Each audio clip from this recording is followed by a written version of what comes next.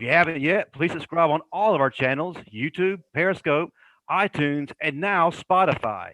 If you're on YouTube, hit like and subscribe. If you're on iTunes, leave us a rating and review. Also, visit us on the sportscast.net for all of the up to date sports news. If you have an iPhone, download our new app. This episode is brought to you by Zach White, Realtor, LAH Homewood in Birmingham, Alabama. Many of you know Zach as someone who's actively been helping kids learn sports and life lessons through Soccer Shots, Wish to Enrich, and Iron Kids Ministries. Well, now Zach has a new way to serve others through LAH Real Estate. If you or someone you know is looking for a home or needing to sell, call Zach at 205 381 7050. I'm your host, Over the Hill Powerlifter, and 2003 Bama grad, Justin Riley. With me, as always, is the man who is an Alabama legend, all SEC linebacker, two-time author, and when Ric Flair said to be the man, woo, you got to beat the man, he is that man, Marvin Constant. I am definitely that man. Justin, thank you again for having me. It's a pleasure to be here with you. As always, another great show is coming.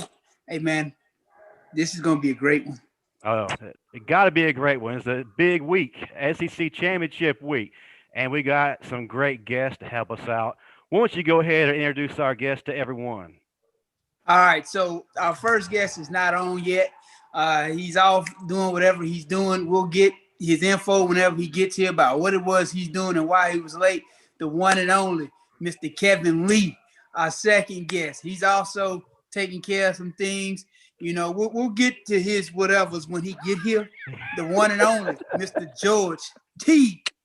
Our next guest, man, everybody loves him. When I say he always comes with the facts, he's always dropping the headlines. He's always 3 steps ahead of every other person covering Alabama football. The one and only from Touchdown Alabama Magazine, Mr. Stephen M. Smith. You're too kind. And my last guest, man, when I say one of the best defensive backs to ever play at the University of Alabama.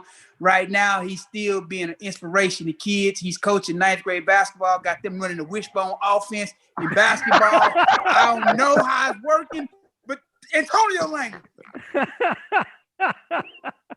What's up, fellas? The wishbone offense and basketball. The wishbone offense and basketball. Playing cover 3.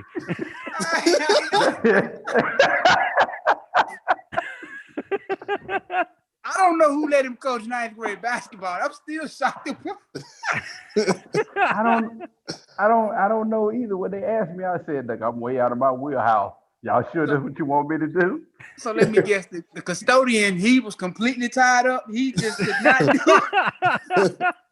Honestly, they went down the full list. They like, man, we got one name left. 200 people.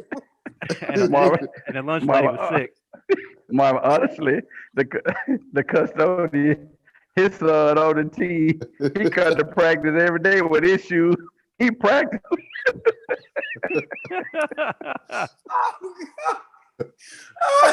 he came in the gym one day. He said, Coach, he said, man, let me tell y'all a few things you need to do. I would have sat down on the bench. Go right on the head. I don't know nothing about this anyway. Hey, man, I throw my hands up. Hey, look, I'm telling y'all, George is probably late because he's somewhere on Twitter or somewhere filming himself cooking a brisket on that Dallas Cowboys Star Grill he has, man. He's somewhere trying to reproduce one of Emmett Just For Me commercials. I seen him trying that touch of gray. He over there trying. Hey, look, honestly, have y'all ever seen the actual video of George when he's supposed to be boxing? He comes out in the Dallas Cowboys shorts and the robe. Y'all need to Google it. Y'all need to get that, man, for real, and see it. George Teague boxing. You need to see it. I'm telling you. I got one question. George, how we find that? I say, are y'all acting like y'all can't hear me, or do y'all see me right here, or what's going on? I see you. You see me? We didn't see you at first, man. Yeah. If you can go ahead and give us that link, man, that we'd appreciate that. I got one question, Langham. Was it as bad as Stephen A. Smith when he was showing his boxing on SportsCenter? I had to give it to Glue. He moved a little better than Stephen A. I had to give it to him. Stephen A. Man, really, truly, whoever was filming that, man, they should have fired Stephen A. and that dude. Man, that was wrong, man. But the funniest part was when Spice Adams did the dance. Talking about, we got to dance now. Well, Spice killed it. I was like, yeah, that was too funny. Hey, Marvin, you got a guest named Coach Hurd? Oh, he wants to join. Oh, he said he was gonna call in. He did for a minute, but he dropped. But yeah, I was wondering if that was one of your guests. Oh, no, it's just one of my friends. He was watching the show. He said he wanted to call in and ask some questions. I said, feel free. Tell him, come on, man. I'll let him through. But well, so where's Teague at? He's here. Oh, okay. I see him over there, man. You gotta scroll, man. You gotta scroll. I gotta scroll. Come on down here. Oh yeah, here's Coach Hurd. Coach Hurd's coming on to ask his questions. I gotta scroll. I see that hat over there you got on. So Justin told us you was running late. So did the doctor refill your prescription in them little blue pills? Hey,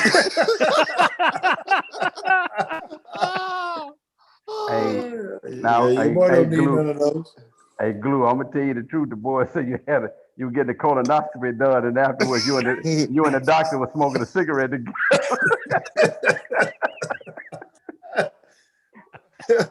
So did they put you to sleep, or did he run his finger up there? Which one? Hey man, I don't know what none of y'all talking about. Teague, I got a question for you, Teague. Yeah. Did you know Antonio was coaching somebody's children basketball? No, that's the first I heard that. When you said that, I was like, who is he introducing talking about a basketball? First of all, have y'all even seen Antonio Langham shoot basketall? Hey, listen, I asked him which one, him or Wax, that which one I'm teaching the kids how to shoot. I feel bad. He can teach them how to play some defense. That's about it. I told him you can't have the kids out there running cover 3, man. There ain't no deep down. Ain't nobody back there. Hey, his kids knocking the ball down. He talking about good PBU, good PBU.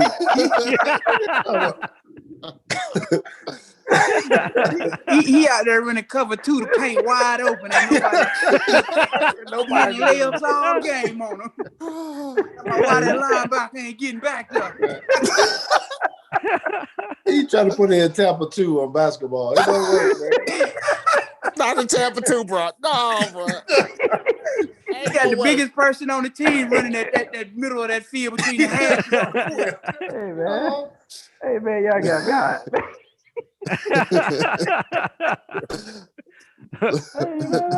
Well, that actually helps us. Outside it off. No, man, we're gonna keep calling you back. Now that does help us transition to our next segment, which is our favorite segment, Constant Chaos, which is brought to you by Milo's, who has one of the greatest food traditions since 1946. And what this is about, it allows Marvin to give his unfiltered thoughts on issues surrounding Alabama or college football in general. And we had a lot of stuff that was quote unquote chaotic this past weekend. Marvin, what do you got for us? Man, listen, this one has nothing to do with the Tide. The Tide was solid this weekend. I was actually pleasantly surprised. I felt like that they would pull some of the starters out and kind of tailor it down, scale it down for next week. Didn't do that. Whooped them like they were supposed to. The chaos for me comes from straight out, well, we can't even call it a swamp. It was more like a marsh because LSU whooped them. And here's the thing. You keep Kyle Pitts, your best player, out of the game for whatever reason, because he looked healthy to me. I guess you felt like you didn't want him to get injured before you played Alabama, but you completely pissed your entire season down the toilet by losing to LSU, a team that Alabama just dismantled a week ago. You lose to them. You made LSU look like they were a decent team. And now you think you about to give the Tide any issues at all? I mean, you took all of the fun out of this game. I was looking forward to a 1 versus 4 or a 1 versus 5 matchup, not a 1 versus whatever they ranked in this new ranking. I mean, they just took all the fun out of the game for me. I'm sorry. I'm gonna say this though. I wanted to watch an episode of Maury because who possessed Marco Wilson to throw that darn shoe? Like, who is your daddy? That had to be the dumbest call. Why would you throw his shoe? You gave the game away. I literally wanted to go on the Morris show and be like, Mr. Wilson, you is definitely the father. Who possessed you to throw that shoe? What in the world? No, he should have got his ass beat in the locker room. Marvin, the best meme was somebody had the shoe with the CFP logo on there, and he just tossed it all away. Yep, he just threw their playoff chances all the way away. That's what he did. When I'm looking, I'm like, this idiot really didn't just throw this shoe. He didn't just do that. Like, you gave them field goal range. You set them up. And that image will live. And that's going to live. Fourth down. Hold on. Teague and Langham, y'all can answer this. Y'all were defensive players as well. We on the field. It's fourth and whatever, and we stop them. And y'all look over at the other corner, and one of these idiots and threw a shoe, and we still on the field. What is that ass whooping going to look like when we get back to the locker room? Or does it wait till you get to the locker room? I'll say it might not even wait till you get to the locker room, because we're going to catch him on the field. If you ain't seen Langham, how he tried to get after somebody on the field, it's definitely going to be a comedy. Well, we all seen what you did to T.O., for kneeling up, standing on the star. So I'm pretty sure that whoever he was would have called it right there. But that had to be the dumbest thing I've ever seen in the history of college football. Your team is competing to make it to the playoffs. You just threw the whole season away. All that off-season work, everything you've done all season, you just threw it in the toilet when you threw that shoe. Well, how many guys you didn't play with that think they hard and tough and figure if I can't hit nobody, I might as well toss a towel, toss a shoe, toss a That looked like something Kenny Smith would have did, and me and Kenny would have had it. That looked like something Kenny would have done. Well, I would just say this.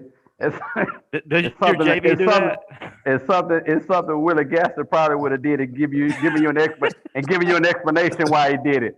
Well, Lane Horney, I didn't know whose shoe it belonged to, so I was just trying to get it off the field so we could run the next play. He would have said some dumb stuff like that, man. Well, Teague, I didn't know whose shoe it was, so I was just getting it off the field so we could play the next play. He would say some dumb stuff like that, man. You got that right. That is exactly what yeah, old boy just literally cost his team the entire season. You just pissed the entire season down the toilet. I'm gonna get a man the benefit of the doubt. I'm gonna just say he was trying to throw it over the power line and let him hang from there. That's all you talking about that camera that's suspended over the field? He's trying to get it to hang over. Yeah, he was trying to get it to hang over that, man. Hey, is Kevin Lee calling on the iPhone? Because somebody's trying to get in and it doesn't say their name. Well, he may be calling. Hold on. Marvin got the big goal. Yeah, what is he drinking out of over there? I thought that was a gas tank. I'm a big man, so I need a big container. He got that fill up. It's not by the gas station on the way here. I'm not to say. That's the big goal. Hey, what's going on? Welcome to the show. Hey, is anybody looking at that picture behind Justin with Eric Skillet all up on Langham all tight like that? What's going on, man, right there? Oh, man, he was all up on you. He was, man. Care to talk about that? He won't talk about that. That was the last time my body looked like that. He was just hating. My body ain't looked like that since then, so he just hating. That's all it was, man. He didn't want to give me about a few seconds of shine. That's all.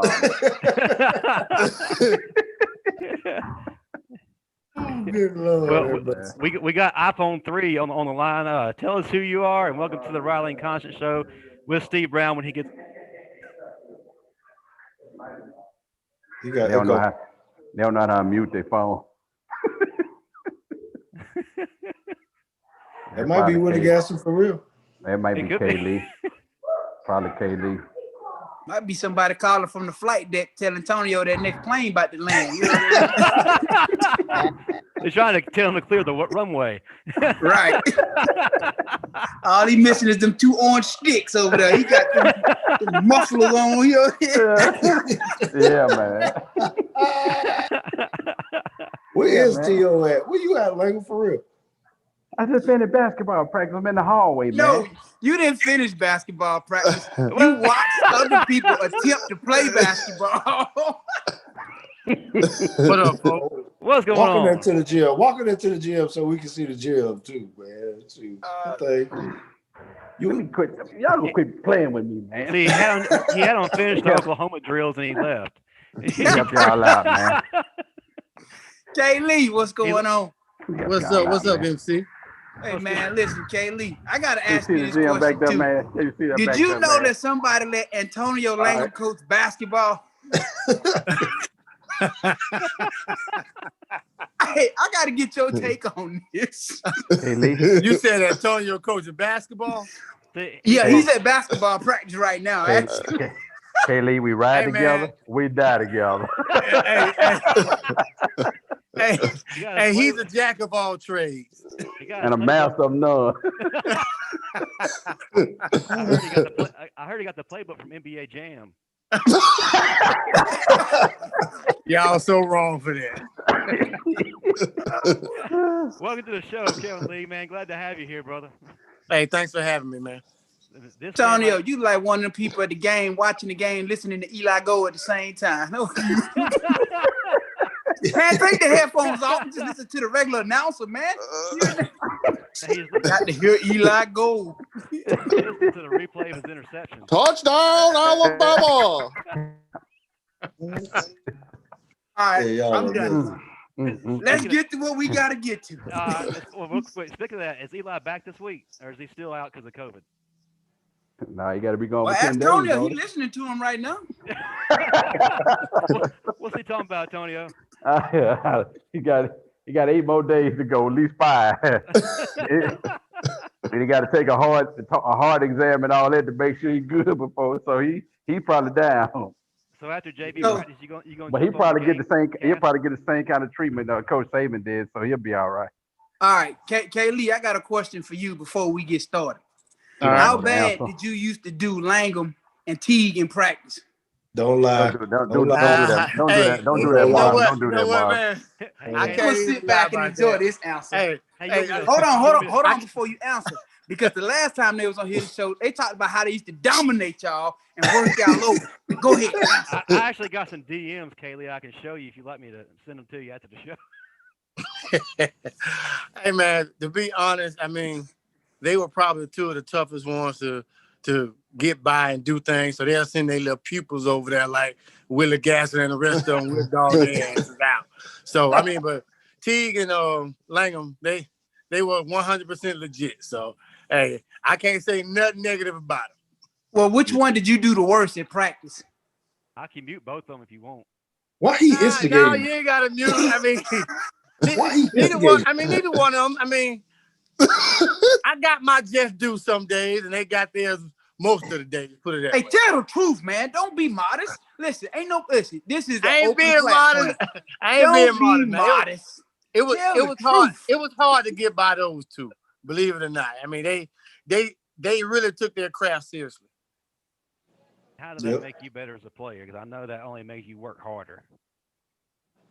Well, I mean, it made us better as players because if we knew that if we can defeat them in practice, the opposing team didn't have a chance because we knew how tough they were and we knew that they were going to pay attention to every detail. So, that definitely helped us out going against other teams, defensive backs and stuff like that. So, Hey, Marvin, Coach Scherzer said that UGA could have beaten Bama with JT Daniels. Oh man, it's always a hater somewhere. UGA Are fans you have been kidding saying me? Are you kidding me? every year they say That's why he's on mute. Year. Every year, ain't that what they say every year? So does Tennessee. I mean, Georgia did the same thing when they had Jake Fromm. Are you kidding me? Well, let's jump into this game since Florida's there and Georgia's not, because of course Georgia didn't beat them. All right, Florida lost this game to LSU. Does that make them more dangerous because essentially they have nothing to lose at this point? Does that make them more dangerous? Do you think? No, at this point, I'd rather see Alabama play Ole Miss. They get a better game. Oh shoot! I don't want to see that again. Man, Langham came in hot with that one. I know someone tried to compare this to our game against Florida in 1992 in the SEC championship game, and I don't see it quite like that. Florida ain't built the same. Yeah. You know, it ain't the same type of measures. I know people are trying to talk about, well, can Florida really get in? They can't. Marvin said that earlier. They can't. So does that make it a trap game or something? I'm saying hell no, because Nick Saban is better than that. He knows what we got to do. And he's still going to try to hang 40 on them, regardless, 48, whatever we score. We still going to try to do that. No, I don't. I'm not really worried about it still. I think we'll still go out there and do our thing and go on, roll on into the playoffs, man. Hey, Teague, it's funny that you say you were thinking it's going to be about 40 points because I was thinking it's going to be similar to when we played Florida in the SEC championship. I think it's what 38-6 or something when we worked them over. I'm thinking something real similar to that. I don't think that Florida's really prepared for what's about to happen to them. I think the schedule that they played, which was mostly teams in the East, was a weaker schedule opposed to what we played at Alabama. I get it. They beat Georgia. You know, we beat Georgia, blah, blah, blah. They finna get their ass whooped come Saturday. I'm gonna say this, man. And this is a crime shame. They got Damian Pierce, the kid out of Mobile at running back, and they can't run the ball. They got no type of balance over there. And then how do you lose to an LSU team that wasn't even healthy? Like, they didn't have Stingley, they didn't have Flop, the other corner, and you still lose? Yeah, and then they lost a corner during the game. And then they lost the corner during the game. They basically had the trainers out there covering Florida. So no, not the trainers, Marvin. They had the little boy running the ice machine out there. Making snow calls comes between what plays. They had at DB. And now you finna face our DBs. I'm looking forward to seeing Surtain, Malachi, all them boys. Joe, I'm looking for they finna get their ass kicked. Yes, sir. I'm gonna say this. As long as my knuckleheaded son Daniel Wright don't do nothing stupid. Man, get him right. Man, he better get right. I need you to speak to him, man. Look, especially with Kyle Pitts running around. Look, I spoke to him before the Arkansas game. He did good. I'm gonna send him a text tonight to make sure he's right. Arkansas game, man, that thing. That wasn't a game. That was an execution. The barbecue. Yes, it was. It was. Barbecue. Should have beat them by 70 as we started off slow. And you know what? I'm happy to report all of my tickets won this week. I finally did not lose. Marvin. Yeah. No, he did. Marvin gets to eat this week. For real. Marvin did say he was going to win some of that money back. He did say that.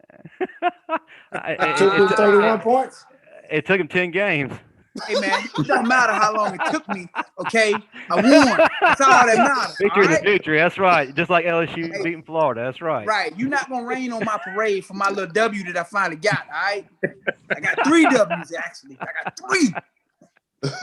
Well, let's talk about each team's big 3. Of course, for us, it's Mac, Najee Harris, and Devontae. And for Florida, it's Kyle Pitts, Kyle Trask, and Kadarius Toney. Who would you say has Justin, can I stop you right there? That's not really a big 3. That's not a big 3. We're just going to say the Florida players versus our big 3. That's not a real big 3. That's like if it was a real big 3, they wouldn't have just let LSU hand them their asses, okay? At home. At home. Not a real big 3. Have you ever seen KD, Steph, and all them boys lose at home? Did you ever see LeBron and his big 3 get it handed to them at home? What big 3 have you ever seen take an L like they just took to a team that shouldn't even been on the field with them? Well, I agree with you. I'm just trying to sound like I'm an actual analyst and bring up points. So, but yeah, you're right. I don't want everybody to know I'm an amateur from Mississippi. I mean, No, Riley, you good. Now that we got that out of the way. I really don't have nothing to say about Florida, honestly. Really because I'm distracted by Antonio Langham because he still look like he's sitting over there in the train station or something. I don't know what the hell's going on, man. He's waiting on the subway to roll through. He's in baggage. I mean, let me quit something. Y'all gonna quit He's a hating on baggage my damn Dr. Dre look. Don't be mad at me because I look like Dre. Don't worry about that. I'm waiting for you to hold up Dr. that Dre, cardboard like Ja Rule. sign. Yeah. I'm waiting for him to hold up that cardboard sign and say, I will coach basketball for a soda or something. He's gonna start dancing for money. have a little guitar case behind. No guitar. I got a broom over there. I started dancing like Turbo off a Crush Groove. You know what I'm saying? There you go. Break dance, There you go. breaking, you know what I'm saying? I got a broom over there. Hey, y'all know who was the best dancer though at Alabama back in our day? Look at it. You don't want to talk about it. Hold on. Dance like Kaylee. Let's talk about that, Kaylee. Hold on, we're going to be talking about football. Hold on. We're going to be talking about football. We are, but let me tell you how this show operates. Hold on, Justin. Okay. Hey, Justin, hold on 1 second. T. Hey, T. Yeah. You telling me Kaylee was the percolator champion at the CC? Man, what you talking about? House party. Time for the percolator. Yeah. He ready to start popping already. Listen, we had our own beat for him. Dance like Kaylee. Dance like Kaylee. Come on. Hey, Marv. Yes, sir. Is it just me with that cap on George are like Bruce Arians? Hey, DB's supposed to stick together, man. You done cracked on me 4 times, but I can't get you back now, right? You done cracked on me 4 times, but I let it go. Y'all stupid. Hey. And then he would have on an old Cardinal shirt from when he used to coach with the Cardinals too. Huh? He gave you that when he left Arizona. You know what? All he needed a glass of yak in front of him. Marvin need to get all his in now because when he on my show in a couple of weeks, I'm gonna mute his ass. I'm gonna rip his ass. I'm putting all kind of clips up, everything. And we all gonna tune in for that. Oh wow! Lord have mercy. Man. Oh, y'all crazy. What Coach Hurd talking about? Coach Hurd. Coach Hurd now saying Bama had the hardest time stopping what running back? 31 Jamal Lewis. Marvin, he's talking directly to you, I think. And I think I had 19 tackles in the sack when I played Jamal, so I ain't had no problem stopping him or Travis Henry. To be clear about that. I just want to know why he won't unmute himself and ask these questions. Because he's a typical Georgia fan, keyboard warrior. They want to hide behind their finger. Typical Georgia fan. Hold on, I gotta steal that, man. Keyboard warrior. Yeah, keyboard warrior. He like the dude that threw the shoe in the Florida game. Exactly. Just toss the shit out. As my mom would say, he wanted people like to throw a rock and hide his hand. Hey, I'm gonna say it. I'm a Georgia boy all the way. There he is. I heard a voice. You hear a voice, y'all? Yeah, Georgia boy all the way. But Jamal Lewis, I know he gave Bama hell. Oh my God. Well, the only problem with that right now, Coach, is y'all got your ass handed to y'all, so y'all not playing Alabama this week, so that's kind of irrelevant. So I'm sure y'all will be in Shreveport at the Independence Bowl or something. If we talk bowl games, we'll talk about Georgia then, okay? Whether it's the Music City Bowl, whatever little crappy bowl y'all go to, we'll talk about that later, okay? There'll be the Idaho Potato Bowl. Yeah, one of them bowls that don't have a real sponsor. Exactly. They can come on down to the Birmingham Bowl. Yeah. Hey, Georgia Bowl game gonna be sponsored by Langham 9th grade basketball team. We're gonna get the exhibition at halftime. Hey, but for real though, they've got me a bowl, so y'all be going to the Stephen Smith Bowl. Playing knockout at halftime with Langham. Yeah, I know what that is. No, saying earlier, Kaylee, our show is 90% nonsense and 10% actual sport material. So I see. Yeah. I see. That's how we draw the viewers. We want to be unique. Hey, Actually, that's You why they told me invited I had KD my on. jokes ready. That's Hey, all right. Kaylee, Yes, sir. you remember the song they used to sing to George all the time? You remember No. the McDonald's song, the Oh, half Mac moon and is Knight. Mac tonight? Mac and It's Hey. Max tonight. Kaylee, don't Yeah. fall for it now. Boy, Kaylee, y'all ain't changed a bit. That's why I You love remember, y'all. you remember that, don't you, Kaylee? They used to don't fall sing. for it. Dio used to sing. This is why our show does well, because of moments like this. We Yes. So we what find is these- this song about? I'm curious. Yeah. Let's talk about Explain. that before we get back to Florida. I see you over there, Marvin. You ain't slick. I know how to scroll back and forth. See, I know how to scroll back and forth. Just trying to see what the Mac at night is about. That's all I'm They said George chin was shaped like the half moon, man, back in the Dio said that. Dio said it, didn't he, Kaylee? Hey, No, it didn't. Dio Not said, like- but Dio, hey, who is Dio to talk though? Hey, That's not right. like the man on the moon pie rapper, huh? Yeah. Wow.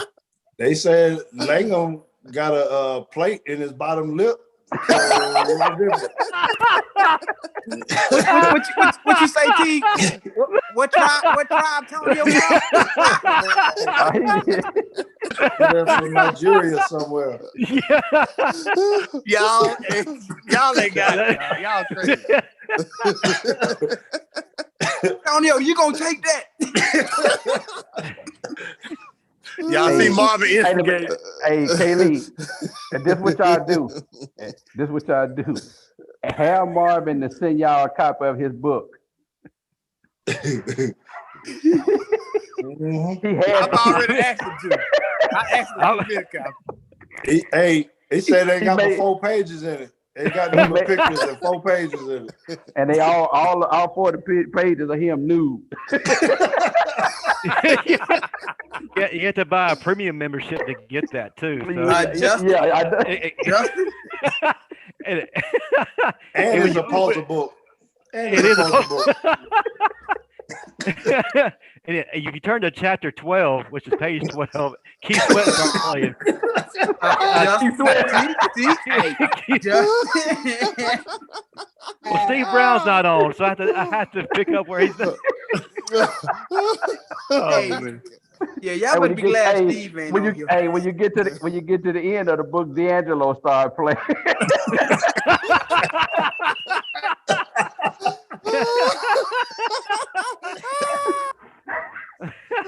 Hey, you get to the end of the book, D'Angelo started playing, and that page is turning around in a circle.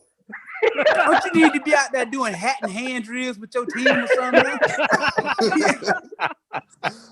He over there got the basketball.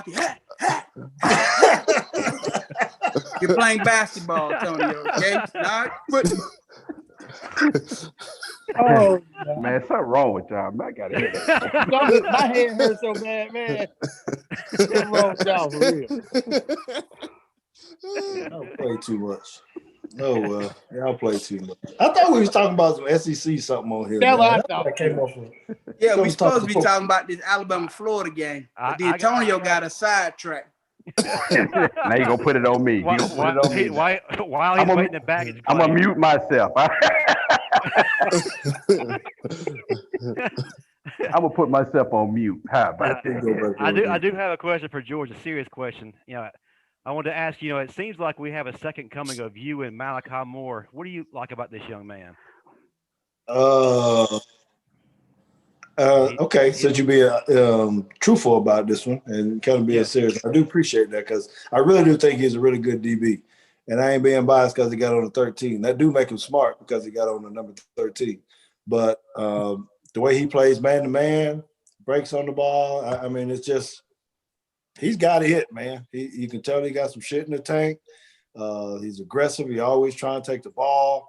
I think he's up and coming, man. I think he's up and coming. I think that, over the next couple of years, you're going to see him really fly up the charts because he's just raw, and he has what it needs to have. Kind of, he's kind of like Steven right there. You see that man beard? His beard is raw in a mug on him, man. That thing is looking bad. Good Lord. I don't Yes, know sir. what's worse. If it's his hair or the beard. What is going on, man? Look, Look at Lego trying to look, man. This is what happens when you're in quarantine, man. But anyway, I'm gonna throw in a thought. So Teague, so just going back to you and Langham play well off each other. So how you like how Malachi and Branch play off each other? Oh, yeah, you know what? That's what I like about Malachi, and I think they're setting him up for a lot of success because they play him close to the ball, close to the line of scrimmage, right? Which a lot of nickelbacks, corners, safeties can't do. So I think that's going to give him an opportunity to whoever he's playing with. I love that type of guy. So I would equate him not necessarily like a Darren Woodson, but similar to the way we played with Darren Woodson at the Cowboys, that I could partner up with him because he was good at the line of scrimmage. He could go out in the slot, cover someone, play the run and the pass, blitz him, get some sacks. So it makes him very versatile. So anybody that's around him should be pleased, I think, just because of versatility. I don't know. Well, I got a question for you. What area of his game do you think he needs to work on, and what advice would you give him? Well, I think, and I think it's going to come with time. And I'm not trying to make him, necessarily more than who he is, but I really do try to make guys equate him to someone. He looks like a Jamal Adams to me, or something of that nature right now. But saying that, they do rush him and they do blitz him some. We play so close to the line that he's really going to have to work it. How do you run around linebackers? Right now I see him going down the middle. Yeah, it as a linebacker, right? That you got to be able to pick a side. He ain't big enough to just go bull rush somebody. And better pick a side or have a mean spin move. Yes, sir. He's got to do something. Got to, learn how to dip, just kind of hit them hoops. And things of that nature where you really got to work on some blitz technique. So I don't think he's fully there yet. But the coverage part, I think, is outstanding. But if they're going to play him that close to the line, they gotta teach him how to defeat those guys in front of them, whether that's setting them up with a move, dip, rip, swim, something to get back there. Yes, sir. How you like that, Mr. Riley? Is that good enough analyst for you? For now. Only thing is, you triggered Tonio when you start talking about working on blitz technique. He done hit the court with his whistle. Probably got the kids out there. Who knows what? Yeah, I think George is still a little salty because of what my Ravens did to his Cowboys last week, but we won't talk about that. Oh my gosh! Now he told me, look at him with that little Fox 40. Hit that Fox 40 because that's a foul on Justin Riley.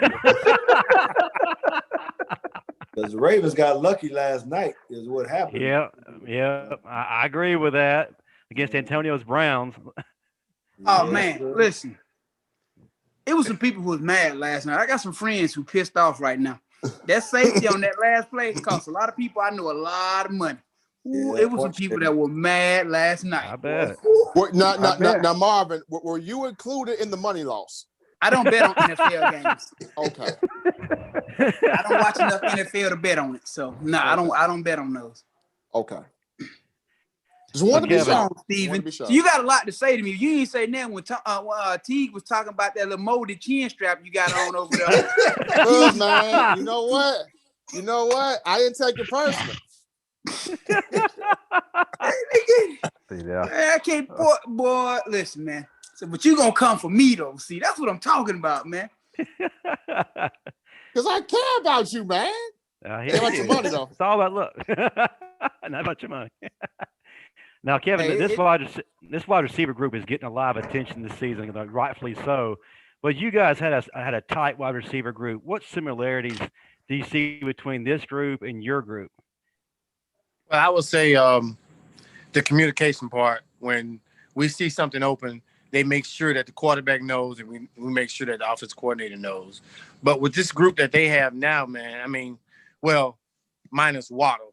Waddle is one of those types. He'll take the top off the defense. But Devontae, I mean, there's really no negatives that you can say about it. I mean, he catches the ball with his hands. He runs good routes. He blocks. I mean, what more can you ask for a receiver? I mean, he gets on his guys if they're dropping passes. So, hey, I mean, they got it going on. I can't say anything negative about this wide receiver group. He even went out there and returned the punt Saturday. Yes. Okay. Man. That's true. Now, Marvin, you did have some Bama fans kind of scared about Smitty returning that punt, though. They were still kind of scared. Man, what they scared of? Football is a contact sport. You know what you signed up for when you sign up. I know this, but they don't know that. This ain't touch football. You know, if they nervous, tell them to go to Antonio basketball game. Hey, I was for putting Jason McClellan back there, man. But, you know, Devontae's nice, too. Of course. And that boy Jason's a speeding bullet, though. That boy Jason's a bullet. But they needed a spark at the time. They put him back there. He returned the punt, opened it up. And from the time he returned that punt, that game was over. Hey, I was just happy that Najee changed his cleats. Because that boy was slipping everywhere.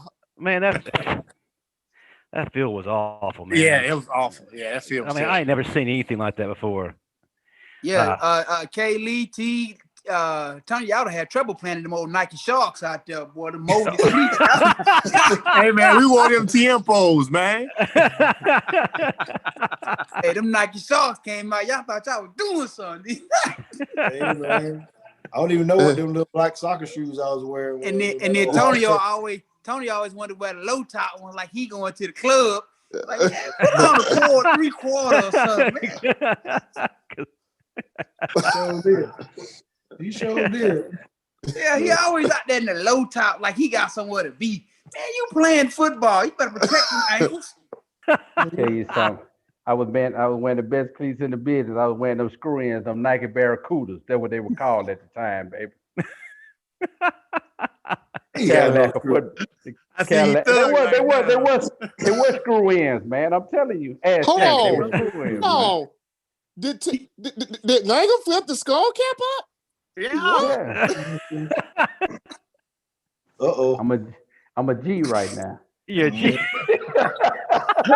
G right now, man. Okay, Bootsy Farnsworth, looking like you winning numbers in Harlem somewhere. Like you out there selling stolen Louis Vuitton purses. Knockoffs, baby. Knockoffs, baby. Knockoffs. There we go. He out there selling CDs. Man, don't nobody got nothing to play a CD on no more. Hey, Kaylee, earlier I was selling bean pie. Well, you can't touch this on the front. There you go. Hey, you got a mixtape with that mix song for Teague over there. That what you talking about? Cut that thing, folks.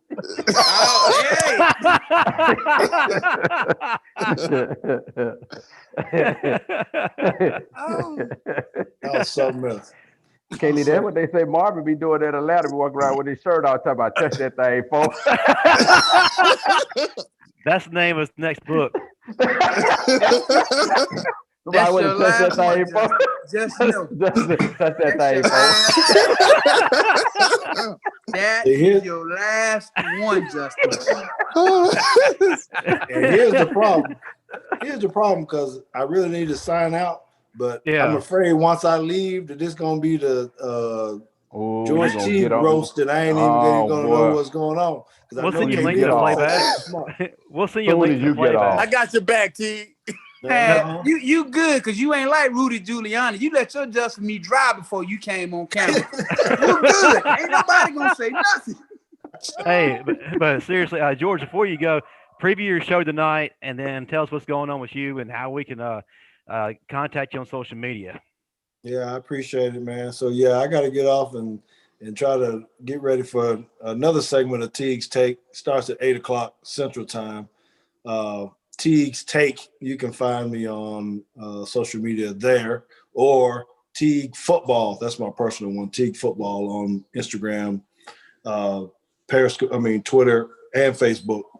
So you can catch me there. We're going to talk a little bit about some of what we attempted to talk to tonight about the championship games and things of that nature. But you know who I got on? Kaylee and Langham.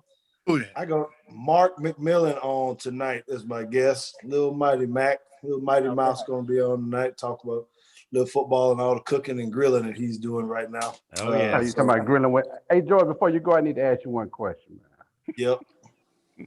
What's your chin strap special? What's your chin strap special made? I knew it. You know what? You know what? Okay, then I need to leave y'all with one. This one ain't about Langham. I'm gonna give Kaylee his chance. So when I get off, Kaylee can get his joke in because I need to give one about Kaylee, right? So Kaylee is one of the fastest dudes I've ever played against. That's the truth. And when I agree with that. Yeah. Who covers what? You know, he was the guy that kind of put the fear in you that you better turn on time or he's gonna run past you and make you think of here come the shit, Kaylee. The Joe Galloway and all that kind of stuff. So I mean Jalen Waddle. Kaylee was also a kickoff returner. Here it comes. I think he got drafted or picked up by the Patriots. Is that right? I got drafted by the Patriots. I know where Here it comes. I know where it goes. Here it comes. He was running so fast on that kickoff return. He did not see that dude. It could have been Robert Constance or whoever it was. It was Toby Wright. It was Toby Wright. Toby Wright blasted his ass, broke the man's jaw. He came back to Alabama, mouth shut, rubber bands in his mouth. All kind of stuff going on. I said, "Oh shit!" I was watching on TV. I was like, "Oh no, Kaylee, come on, man, don't do us like that." Hey, so George, you saying T.I. wrote that song with Kaylee Rubber Band, man? Rubber band, man. Wow, that's a talent. Wow. I forgot about it. That's all good.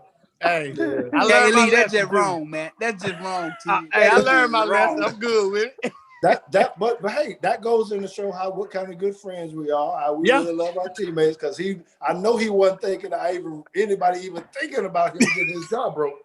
In the NFL game. So George, is it true? So that's when they started juicing. They started doing juice.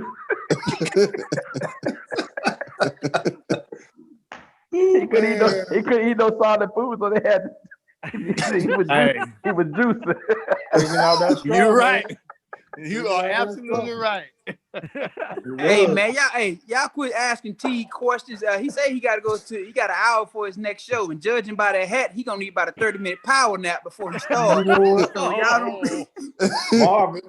Marvin's sitting up in the Holiday Inn Express right now shooting his damn video. Look at them curtains in the back, man. You know there's an air conditioner right behind that chair. You know there's an air conditioner right there. Glue. Hey, can you imagine his commercial? No, I'm not a weightlifter, but I did stay at a Holiday Inn last. Yeah, come on, man. I'll wait for that curtain to start blowing any minute now when the air conditioner kick on. Oh man. I gotta go, man. We've been doing this all night, man. Your viewers gonna be tripping like, man, what the hell are they talking about? Kids are coming back. Y'all really need a TV show. We got our TV show right here, man. No, but I did stay at a Holiday Inn Express. Hey, look, Tony, you gonna quit now? I'm telling you. I quit. You my boy. Don't make me talk for you now. You my dude, Marvin. I quit. I'm out. You trying to let Teague go? I'm telling you, trying to let this man go get ready for his show. You still over here playing? I'm done. I'm on mute now. Love you, Teague. Hey, Teague, man. Man. Thank you for coming on, man. And make sure you put that Jello pudding away and get that pimple out your pocket. And go have fun. Hey, look, man, for real, before George go, man, I just want to say congratulations. I want y'all to know, man, say congratulations to my boy. He's going into the Alabama Sports Hall of Fame in the 2021 class, for real. All right, man. Congratulations. Man. Man. That's what's up. I appreciate it. Hey, and he promised me on the Jay Barker show that when I get down there, that he gonna get me one of them jerseys that I ain't never got. So I got you, man. okay, all right, I got you. All right, man. all right, man. Peace. I gotta Love you, get. man. Thank All you. right, see y'all later. All right, Peace. Glue. Love, boy. Yep. All right, now let's get back to this Alabama-Florida matchup. All right. There are a lot of positives. One of those, though, Christian Harris is coming back after an injury, but we don't know what percent. How important is he to this game? Well, I think he's very important because I mean, not to put a downer on the defense, but I mean, I don't think Moses is where he used to be right now. And I right agree now, with that. Christian Harris is he's that attack linebacker. I mean, he's making all the right runs. He's getting in there, and we really need that. But on the other hand, I don't know who's behind them because they haven't had the opportunity to play as much. So it may be a diamond in the rough that's sitting behind him also. So. It was Jalen Moody, and he showed out on Arkansas. Steve and I talked about this. Steve, I'll let you touch on this. Yeah. Now, of course, Christian Harris, the shoulder is not as bad as what we thought as what it looked initially. So, of course, they'll be monitoring Christian throughout practice this week and does have a chance to get out there and play. But I was very proud of Moody because people don't realize Jalen Moody was graded a low 3-star out of high school in South Carolina, but he should be a 4-star. I mean, at 6'2", 225, the young man can move, great lateral quickness against kind of a fastball team they faced in Arkansas. He was able to get up and down the field. I think he had a team high 7 tackles, had like a forced fumble in the game, a fumble recovery. So, and one of my best friends played with Jalen Moody before he graduated from Alabama. So I think as much as you want to see Harris on the field, and Alabama will work to try to get Christian Harris out there for the SEC title game. But if you had to go with Jalen Moody, I wouldn't be against it. Yeah, that's a young MC then. Young Marvin Constance. I got you. Yeah, man. I'm looking forward to seeing if he does play. How well he plays, because we all know when you playing football, shoulder injuries, when you play, especially playing linebacker, a lot of hat in hands, a lot of tackling. That's a hard injury to play with, man. So it's going to be interesting to see that. And a lot of padding you have to go through. A lot of padding. Yeah. Exactly. And I think when by him, if he's able to play, it directly affects the rest of the linebackers because now you can do more with them. What's my guy Williams? The way he's been playing, coming off the end with the sacks and the pressures, you need middle linebackers who can do their job in order for that to happen. Because if you get those breakdowns in the middle, a lot of times quarterbacks can step up, take off, run, whatever. So I think it's pivotal that he plays, and I think it's directly going to affect how the entire defense plays. Speaking of linebackers, too bad Steve Brown isn't on here. We had a Ben Davis sighting. I know, right? I took a picture. No, for real. I took a picture of it and sent it to his mama, and I said, "Miss Davis being on the field." Hey, I got a question. I got a question. We do this weekly. How long has Ben Davis been at Alabama?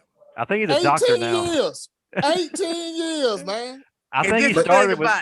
Didn't he start with y'all? 18 years, and he got a chance to come back again next year because of COVID.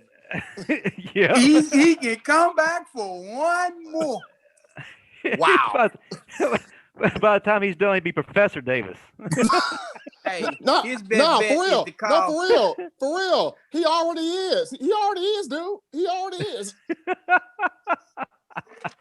His bet is to call Dion. Go ahead and transfer to Jackson State. Yeah, Coach Prime over here. Yeah. Try to get on that field. Hey, let's stick with that Arkansas game. One of the biggest things I saw against Arkansas was that defensive line feasting. We racked up 8 sacks.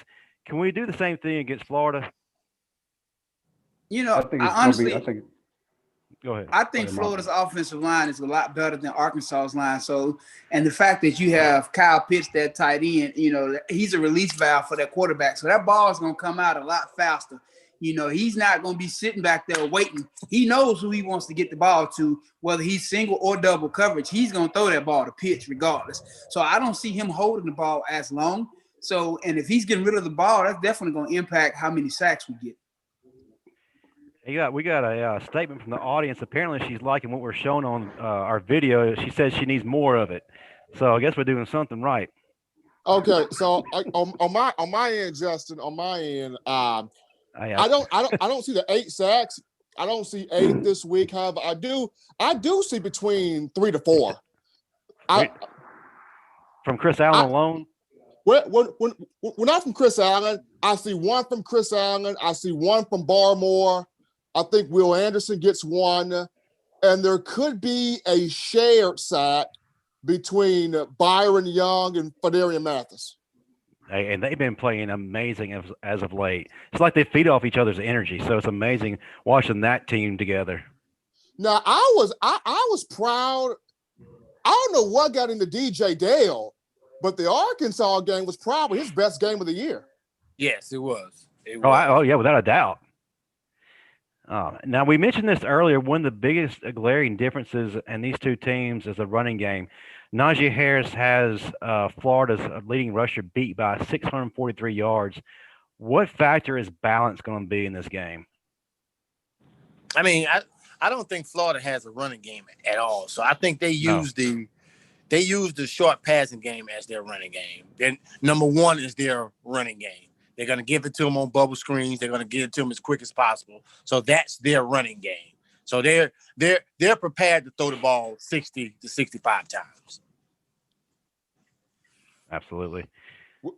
Which Go ahead. Which is the reason why you look at Josh Jobe and Malachi Moore will be the 2 most important corners in this game. I mean, Patrick Surtain will have his role also, but the way that Jobe has consistently gotten better, he's going to have a big say in this game, and then Malachi Moore in the boundary is going to have a big say in this game. I'm interested in seeing who we put on Kyle Pitts. You know, that's going to be the determining factor in how that. I think it's going to be Jordan Battle. Yeah, I mean, you're going to have to put somebody. No, yeah. I wouldn't be surprised if they put Surtain. He's 6'6". Okay, good point. Good point. That's a safety. That's a safety you try to put on him. No, sir. No. I wouldn't be surprised if they put Surtain on him. You're going to have to put your best cover man on him. Good point. Yeah. Because that's where they want to go. So, they want to get the ball in his hands. So basically, you put Grimes number 8 on Jobe there. That works. Yeah. I mean, that works. But then who's gonna cover Tony? He's quick now in that slot. Tony, yeah. Malachi. I don't think he'll have any problem with it. Well, I mean, the biggest thing is taking away Pitts because, again, we all know so he goes, so their offense goes. He's the person they want to get the ball into his hands. It's all about Pitts. And, again, we saw against LSU with no Pitts, that team looked quite terrible. So, going into this game, it's all about Pitts. So, we got to take that away. We take that away. They don't have an identity. So right. They don't have an identity. You know, it's like they completely just forget who they are. So let me ask a question, Langham. In a situation like that, when you got a dominant receiver like Pitts, now, do you play over the top of him and the person in front of him at least get some type of jam on him to just disrupt his route, to give that defensive line, the linebackers a chance to get the task? Well, Trask?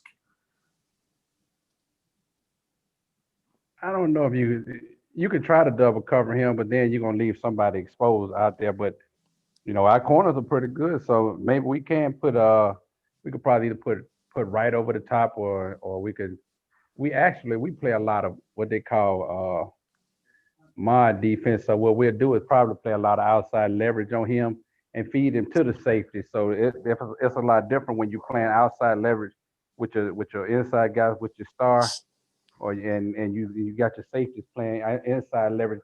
It's almost like a double coverage. So most of the time when you're playing mod, when the receivers release outside leverage, when they release outside, those corners automatically go man, and like that mod defense that we run. So now your safeties and your star guys, your inside guys are pretty much doubling those slot guys. So that's how they'll probably play that. I wouldn't be surprised if you actually see how the middle linebacker or one of the middle linebackers actually involved more. Almost like, how when you get that quarterback boot, as a middle linebacker, you get that quarterback boot, the first thing you think is turn and run. That's the only time they tell you to turn your back to the quarterback. because you got to identify that number 2 and that number 3 receiver crossing. And a lot of times that crosser is Pitts running that dig route or that deep drag. So I wouldn't be surprised if they use that middle linebacker underneath just to keep him underneath him, making him have to throw it over the top of that middle linebacker. Gotcha. Let me ask you this: who would you compare Kyle Pitts to who y'all played against? And Marvin, I want to include you in that. Does any tight end y'all played against actually compare? When Antonio and them played tight ends, just blocked. They didn't release. Yeah, they didn't release. Yeah. Tony Johnson never got to catch a pass. once every blue moon. Yeah, once every blue moon. We strapped up and blocked. We knew it. Let me just give y'all a prime example. We had to play tight end like Harold Bishop. Do you really think we had to cover him? Hey, don't do Bishop like that. Hey, look, Bishop got him some new knees. Bishop living the dream knee days, man. Hey, listen, we were in Baltimore together and we played a game, man, and I promise you, Harold Bishop ran 3 seam routes and they threw the ball to him, and every time he dove at the ball and the ball went behind his head. After the game, his dad comes to me, Dr. Bishop, he says to me, he says, Langham. I said, yes, sir, Dr. Bishop. He says, you think I need to take my son to get his eyes checked? I said, you need to take him and get him some new eyes. Listen, no, you running a seam route, man, and they throw the ball. All you got to do is just catch it and keep running. And he dove, and the ball would go behind his head every time, man. I said, Bishop, why are you diving? Yeah, I don't know. So that's why we had to play tight end like Bishop, man. I don't know. We didn't play in tight ends like that. I don't think when we were playing. Now Marvin, I have no idea. Well, when we played Florida, that's when they had Aaron Kenny. He was a decent receiver, but the biggest obstacles that we had were playing Tennessee when they would put Cedric Wilson and Dante Stallworth and all them boys in the slot, and as a middle linebacker, you got to carry whatever you got to carry, depending upon if it's cover 2, you got to carry it. If it's cover 3, you better look for that third, that crosser. And a lot of times, again, Dante Stallworth, Cedric Wilson, Pildis Price, there was some heat coming back from over there. So, it wasn't just about the tight end. It's more of a spread. And that's how they use Pitts. They spread him out. They don't just run him from traditional tight end position, which creates matchup problems because, again, if you're in man coverage and you flex him out, that linebacker's got to go with him. So you just created the matchup that you want right there. Well, essentially, we're talking about. What you say, Langham? That's road runners. Yeah, he had to run with. Hey, but shoot, you think about who you had to run with? Carl Pickens, Anthony Morgan. You had Caldwell in that backfield of Tennessee. Yeah, man. Alvin Harper, man. Alvin Harper, right. And them boys were 6'3", 6'4" running. Hey, man, listen. When we played Florida in 99, they had 2 running backs, Bo Carroll and John Capel. If you remember the 2000 Olympics, they finished 6th and 9th in the U.S. trials at the U.S. Olympic. I'm covering them man to man. Before the game, Tony Dixon gonna come to me talking about, man, if they get past you, I got you. Don't worry. When I tell you, I tackle their ass every time. Like, bro, we ain't finna run down their field. You not finna gas me. Between these tackles, let's just lay here, big fella. They finished 6th and 9th in the U.S. trials for the 100 meters for the Olympics. Man, I ain't have a chance in hell running with them boys. No. You was out of luck with them. Yeah, but I was smart enough to know just tackle them. You did right. I'm playing with you. I come in there and pat you on the helmet every time. Good job, dog. Oh yeah, we gonna lay here to the play over. We not getting up. That's crazy, man. Well, essentially, we're basically talking about preparation. What does preparation look like going into this game of all games? Is it any different than the regular season, or you try to keep the same kind of feel? From your perspective, guys, what's it like leading up to this game? You gotta try to keep the same kind of feel. You don't try to get off schedule and try to do a little more than what you've been doing all season. You stay with your regular schedule and you just continue to do what you're doing because it's working for you. There's no need in trying to do something different or add something or take some away. Whatever your schedule has been, just stay with it because Yeah. it's working for you. I mean, you start trying to do stuff and you try to add stuff or take stuff away, then it takes away from the original routine. Like for Florida, only thing happened to Florida against LSU the other night is Florida was already a game ahead. They really were looking toward Bama. They really were. And you could tell the way they were playing, they were looking like, man, they just try to do enough to get through this LSU game. They really thought LSU was just going to lay down because everybody Yeah. at LSU was opting out. So they figured we'll go in here, we'll breathe through this one and get out of this one unscathed and get ready for Bama, which the whole week of LSU, they probably was getting ready for Bama in the SEC championship game. And that's the perfect example of you can't take any team lightly. You can't be looking ahead. And that's all that happened to Florida. They was already a game ahead to Bama, and it didn't turn out well for them, which really hurt them because if they win that game, they could still have a shot at the college playoffs. They had But won that also, game. So. you can't not play your best player either because you're trying to save him. Yeah, absolutely. And then on top of that, did y'all see the crazy deranged fan after the game? You know, when the Florida fans were leaving, they were all depressed. There was this one Florida fan that stopped, looked at the camera. He was like, hey, I know we lost, but we still want Bama. We still gonna get Bama. We still gonna beat Bama, and we gonna win it all. I'm like, look at this deranged Florida fan with a ball cap on. A lot of people don't understand game week preparation. Like Antonio said, you want to be as consistent as possible because when you start trying to throw new stuff in and getting cute, that's usually when it come back and bites you in the butt.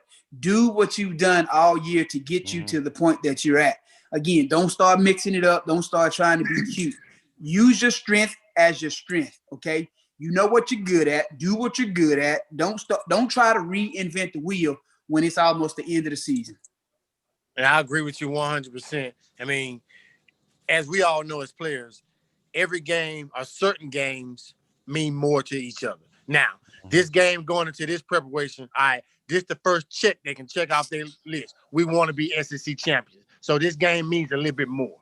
So you check that off the list. Now you get to the playoff. This game means a little bit more than that one. So you bringing up each level because you know each one of them is a little bit more important. So they know this week it's important.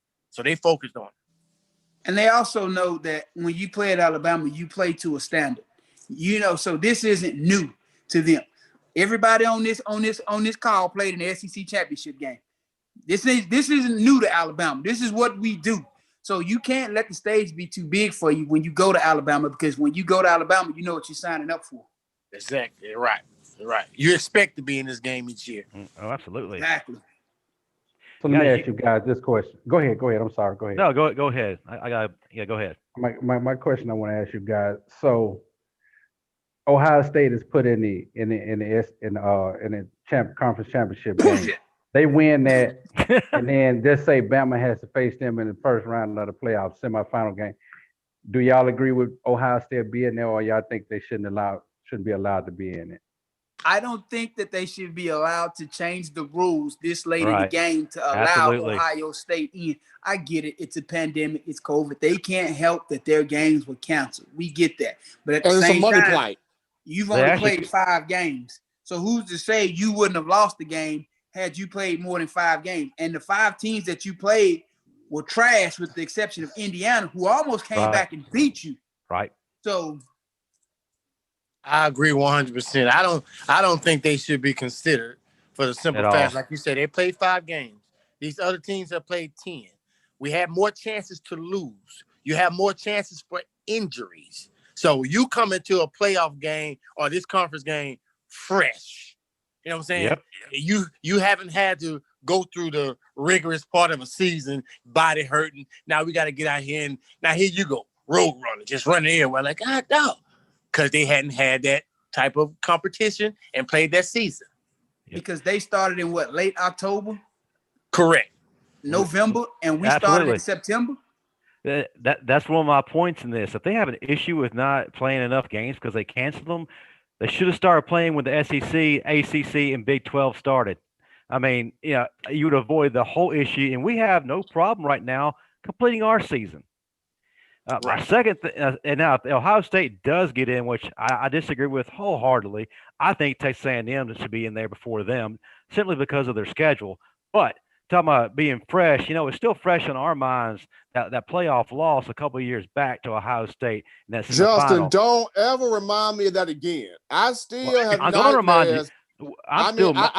I still have nightmares of Lane Kiffin trying to throw it. I'm like, you got a 250-pound man-child and Derrick Henry. Give him the ball. We were up 21-7 in the second quarter. Exactly. Why do we throw 2 interceptions right before halftime? When you got Derrick Henry and a big hoss and Cam Robinson run off the left side. And Yelding was doing all right too. But you know what?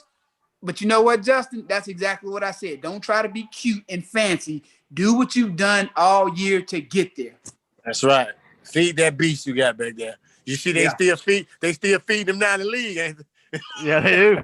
So, 200 plus last week. Hey, that boy got love from Barry Sanders, man. That boy got Barry love. That's what's up. Yeah.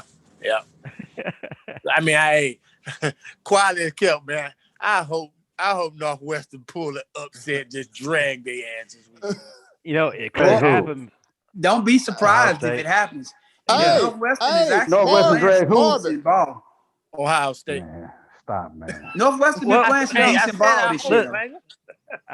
Let me say something. Y'all all know every year you can pretty much bet on it.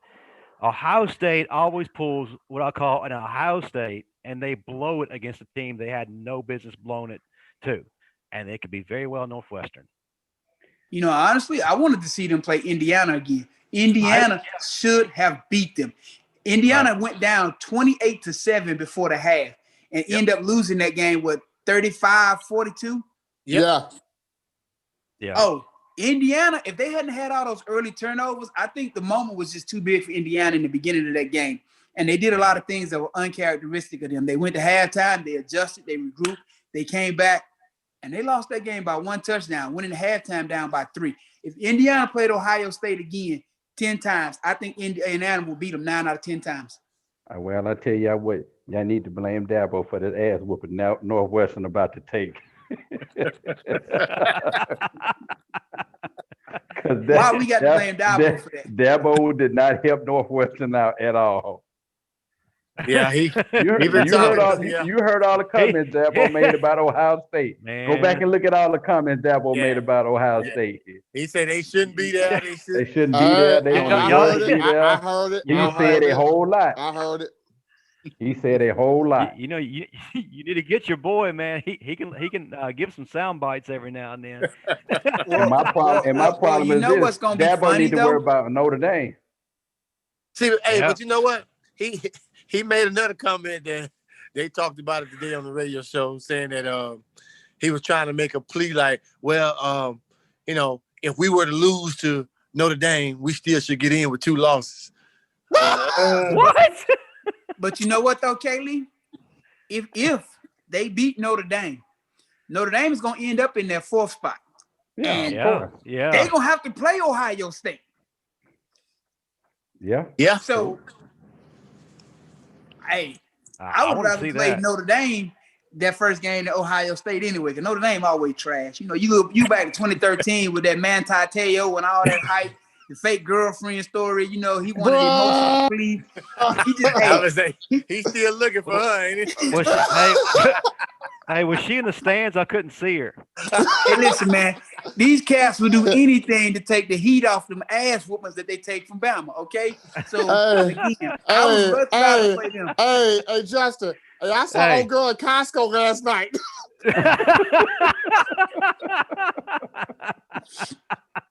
But in all seriousness, Antonio, she's behind you.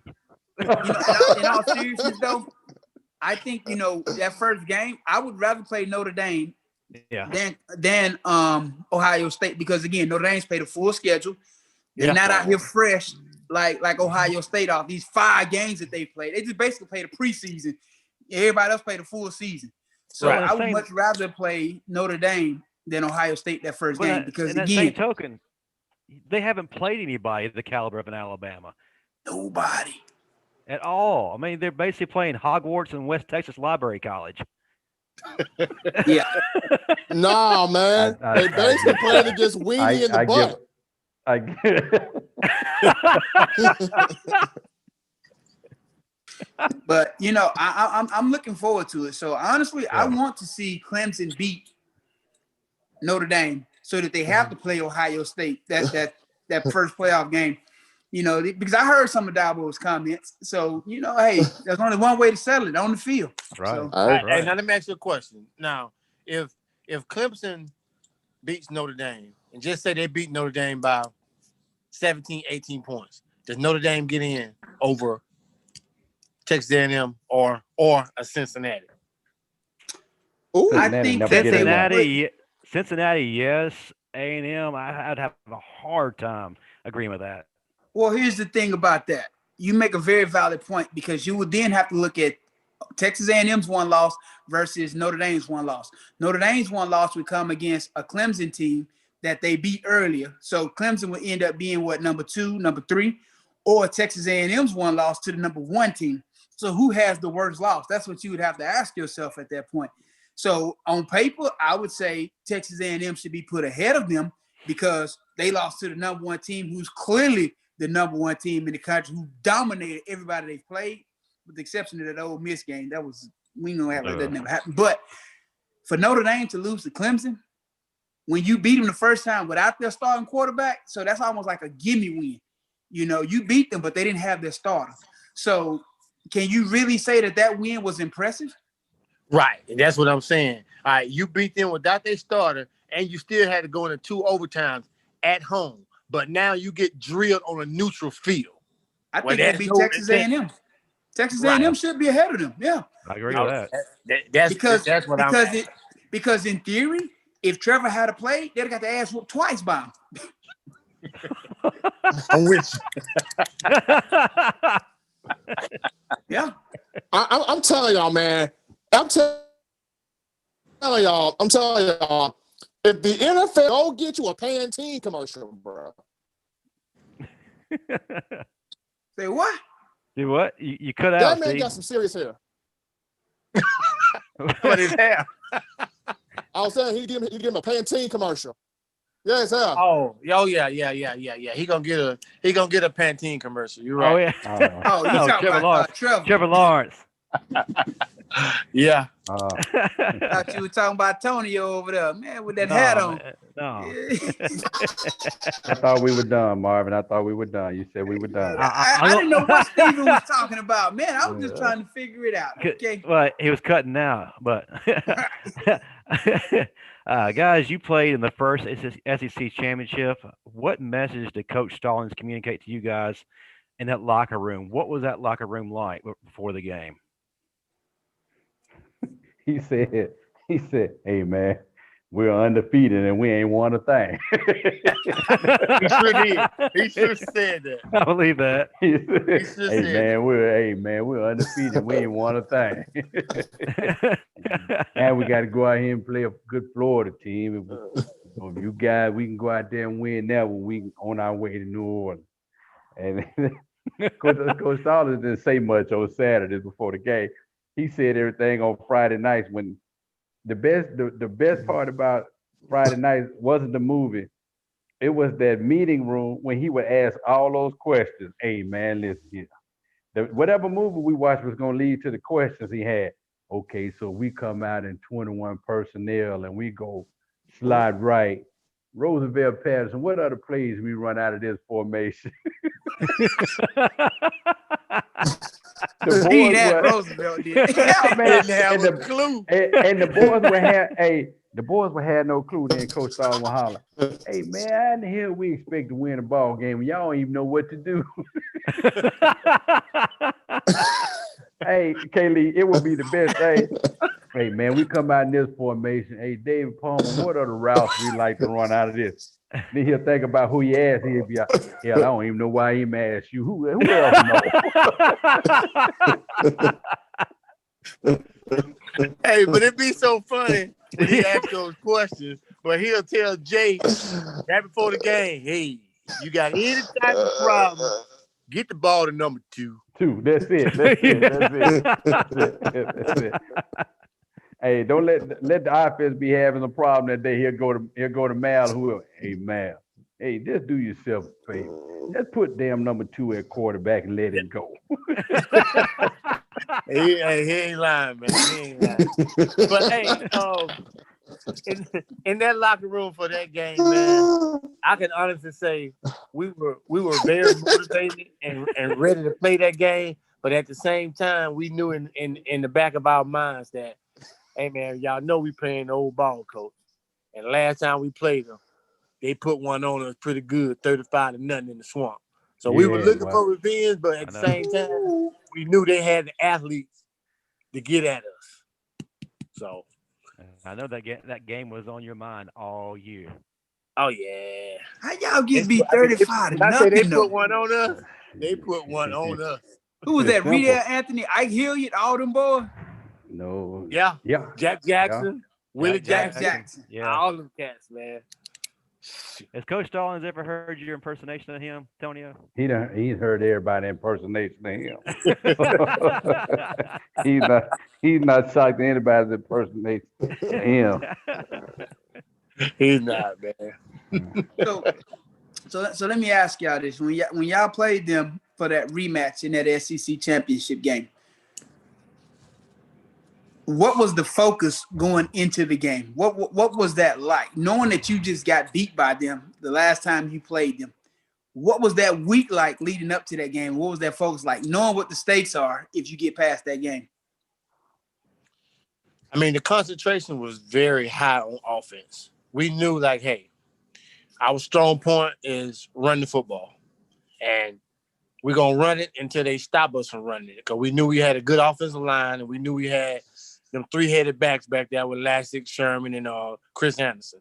So he like, we're only going to put the ball up, really, if we have to. And that's been our philosophy all year, because we knew Jay was a young quarterback, and we didn't want to put the game on his shoulders. Put it around the playmakers and let them do what they do. Our strong point was running the football. So it was real focus and detail, because we didn't want to let our defense down.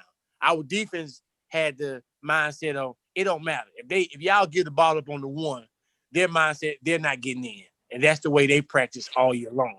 So we knew if we did our part, our defense would come through. Let me ask this, piggybacking off of that. If you're Coach Saban, what message are you communicating to this team? I mean, just stay focused on your process right now at hand. You've done it all year. Don't worry about all the outside noise. You play Bama football. You do what you've been doing all year long. You won't have anything to worry about. I got a question for you, Kaylee. Mm-hmm. Which one of y'all let Tonio wear that linebacker number out there? I always wanted to know. Why you got on 43? Bruh. Hey, wait a minute, Marvin, I can't say nothing. I want 37 at wide receiver. I can't say nothing. That's true. Hey, Marvin, let me tell you about it. Marvin, let me tell you about it. This is how it was. I come in, those are the only numbers you have as a freshman, right? So they gave me 43. They gave my cousin Lynn 45. So I was like, okay, I'm just a freshman. I'll ride with this number. And then next year, I find some smaller number, better number to get into, right? So this is my plan for to change number 43. So we go through my freshman year. We start the spring. Coach Oliver said, okay, man, you're gonna go in as my starter at corner. So I was like, Coach, man, I need to change my number. I can't be starting at corner, man, with no number 43 on. Me young, not knowing no better. He sold it to me. Hey, let me tell you something, son. You know, I Coach Oliver talk. Hey, tell you something, son. Tell you something. A number ain't never made a man. A man have always made a number. And I failed for it. And I never changed. I failed for a hook, line, and sinker, man. Hey, the more I sit there and look at it now, man, I told Coach Saban one day, I said, man, I swear I'm gonna retire my number myself. Because if I see my number on another kicker, as much as 4 years I had to wear that ugly number at corner, man. If I got to see my number on a kicker one more time, I'm retiring myself. I promise you, man. Hey, All he man, do is look at me and start 43 was laughing. the worst Hey, number He, ever, man. he is not lying. K Foss was bad. K Foss was bad. 40 of all the numbers though, 43, you got the most, man, listen, that is the most trash number on the field. Ain't nothing sexy about 43, man. At all. And I agree to that. Hey, Now man. when I look at it now, I was like 43. The number was bigger than I was in college. I put my shoulder pads on. Both of 43 them, bigger them than big me. block numbers, they were wide. Them big block numbers were wider than your chest, man. Yeah. hey, MC, he ain't lying, man, because they had a knack of selling everybody their numbers. When I got there, Prince wore 32, Craig Sanderson wore 21, so the receivers had odd numbers. So I get that, they give me 37. So the guy gonna say, hey, you turn your number upside down and it's backwards. I almost spell your last name. I was like, you know what, you're right. And kept the number. That's what sold you. Hold on, time out. Wait a minute. Sold it. What the hell? Sold it to him. Turn your I don't care. Now how you feel me? You feel me? I don't care. You could have turned my number a million ways. It still wasn't gonna spell my last name or first name or nothing else. See, I picked 45 because I was 44 in high school and Travis Carroll was 44 when I got to Alabama. So they gave me a choice. I said, I can rock with 45. 45 kind of cool. You know what I'm saying? You got Billy D. Williams selling Colt 45. You got the pistol Colt 45. Yeah. 45 was cool. You compare yourself to Billy D. But 43, there's no sex appeal in 43. There ain't nothing you can say about number 43 to make it appealing. And I never tried to make it sexy either. I didn't even try to say it was sexy. I think I started a trend, MC, because, hey, what number the appeal is price where? 37. They copying after me. They copying after me. Sean Alexander, 37. Listen, But, it's hey, been a lot of that's great a running people. back, though. That's a running back. But it's been a lot of great people who wear 37. I can't think of anybody who wore 43. Neither can I. Neither can I. Especially nobody great. Whoa. Neither can I. Oh, Neither can I. Honestly, I thought 43 was reserved for walk-ons, man. I didn't know they gave 43 to scholarship players. That's a slap in the face. Man, One of the best players in the country, and they put a number 43 on you. So I said I was like, well, next year number 2 will be free. 2 will be free and all that. Them folks said David Palmer was coming there. They'd pay for everything David Palmer wanted, number and everything else. I couldn't even get through at that point. I just give up. Give it up, Langham. Don't even worry about it, man. Should have told him, man, look, I got this 4 and this 3. 2 is the next number naturally. So, man, you should have came up with something, man. Because listen, man, as one of the best DBs in the country. I should have went at number 1 when Dirty left. I should have just went for number 1 when Dirty. Yeah. You should have did something, man. Because I used to watch you, and I'm like, why the hell is he wearing 43? I could never understand it. I was like, because, even because, I was in middle school and high school. I'm like, damn, that's a scrub number. 43? Don't nobody wear no damn 43. Hey, Marvin, you ain't got to keep talking about 43. But the kicker? We get the point, Marvin. We get the picture. You ain't got to keep talking about it. Number walk-ons and long snappers wear 43.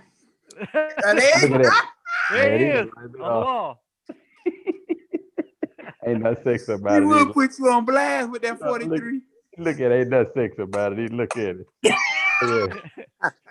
It's wider than I am. Can you imagine how big our shoulder pads were? So it really looked big on me, man. That's what I know. Like a little giant.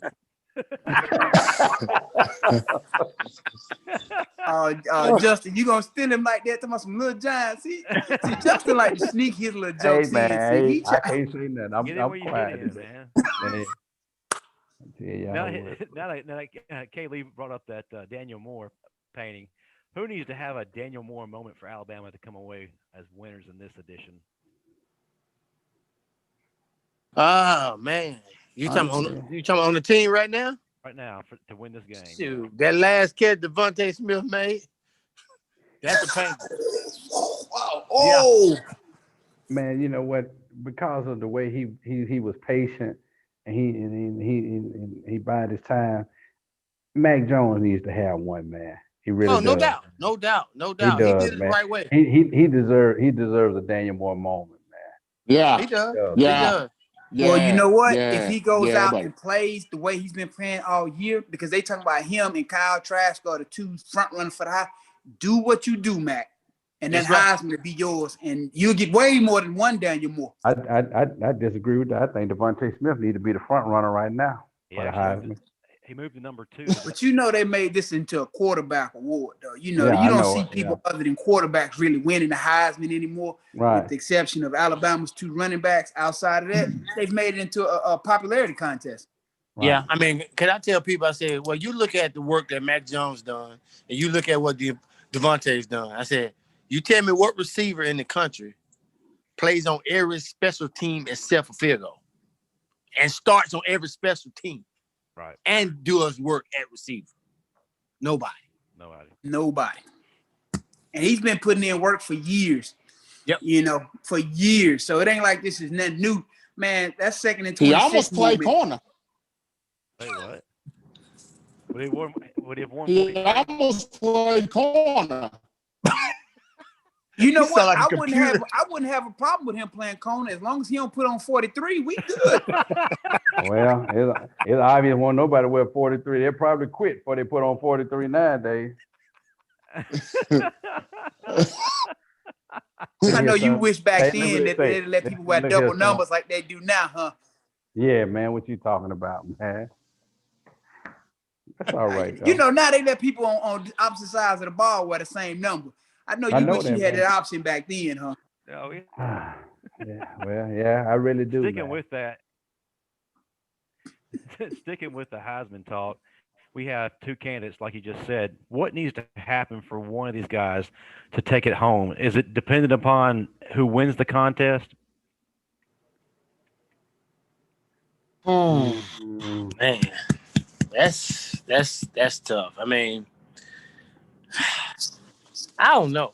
I mean, if you put the numbers up, regardless, win or lose, I mean, I don't think a loss should count against you.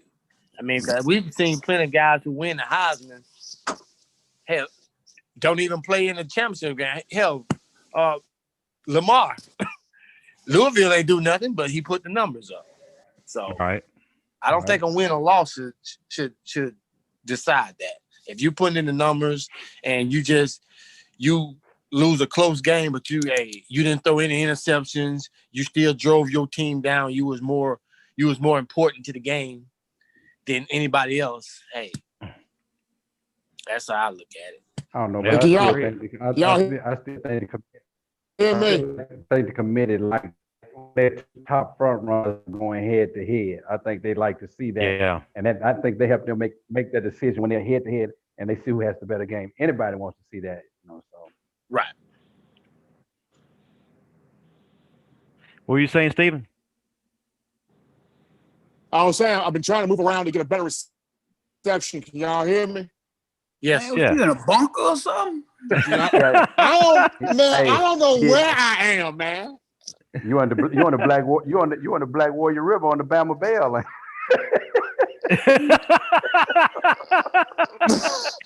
I mean, man, for real. Can y'all hear me now? that or he's back at Patey Hall. Hey, for real, can y'all hear me now?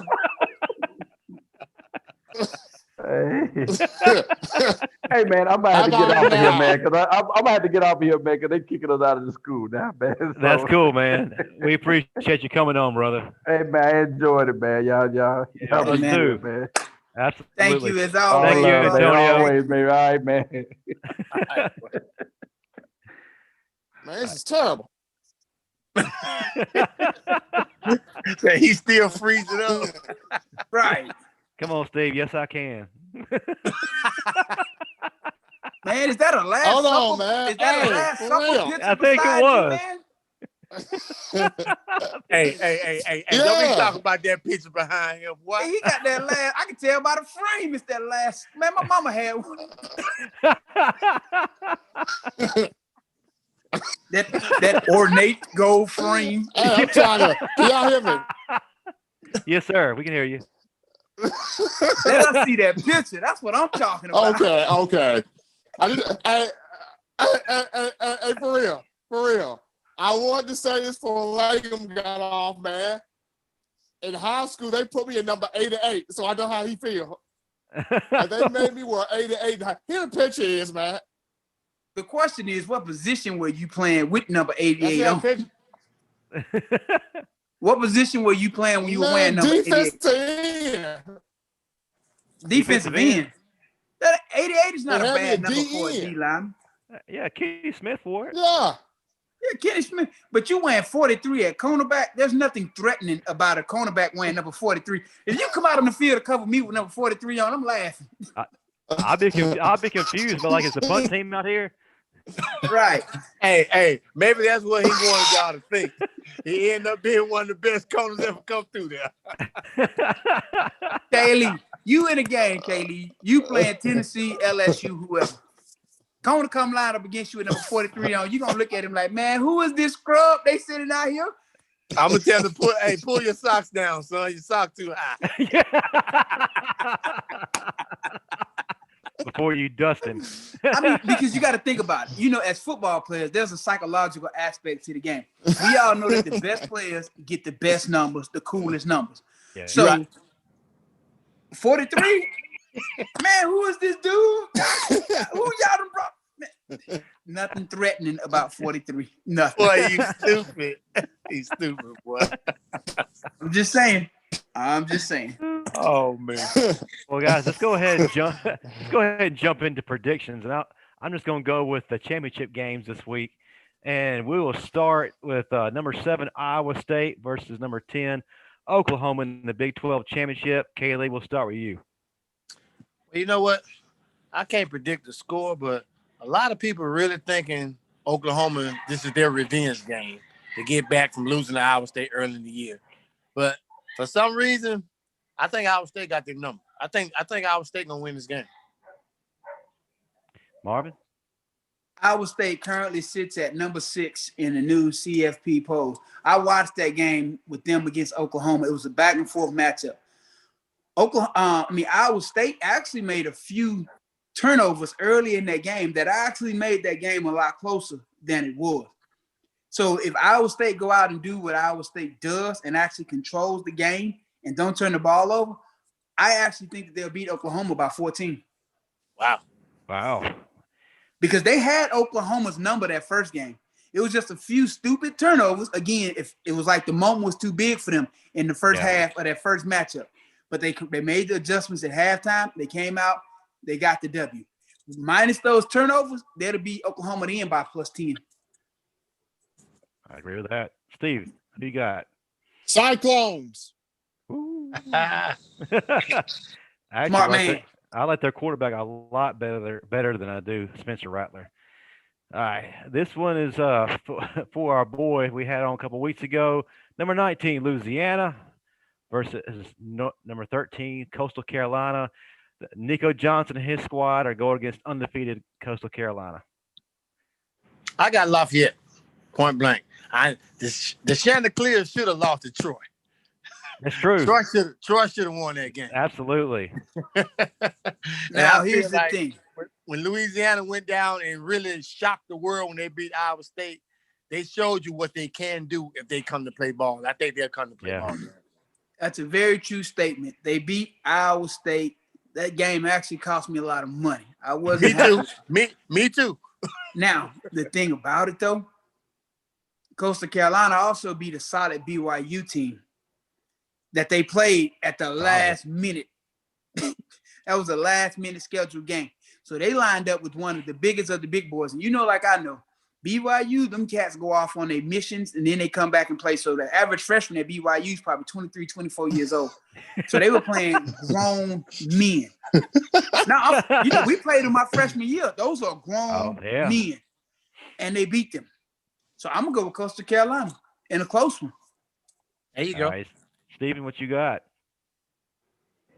Raging Cajuns, baby. That's right. The fighting Billy Napiers. That's right. Or I was going to say the fighting Nico Johnsons. Oh, really? That's right. That's right. All right. Number 24, Tulsa versus number 8, Cincinnati.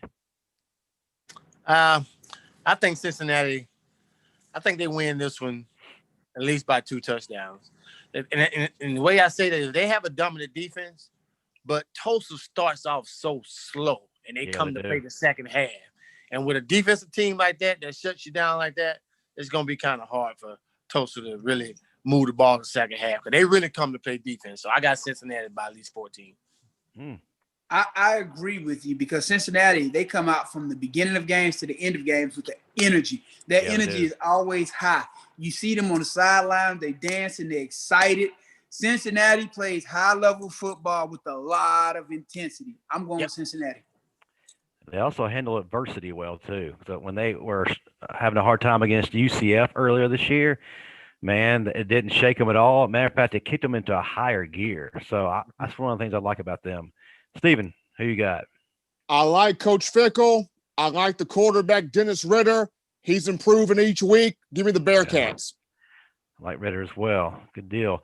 Now, here's an interesting championship game. Number 15, USC versus Oregon. Oregon wasn't actually supposed to be in this game because Washington had to cancel. So it was basically the second runner-up in the conference playing in the championship game. So USC versus Oregon. Kaylee, what you got? I don't like either one of the teams. I hate both of them. But I mean, in a close one, USC by 3.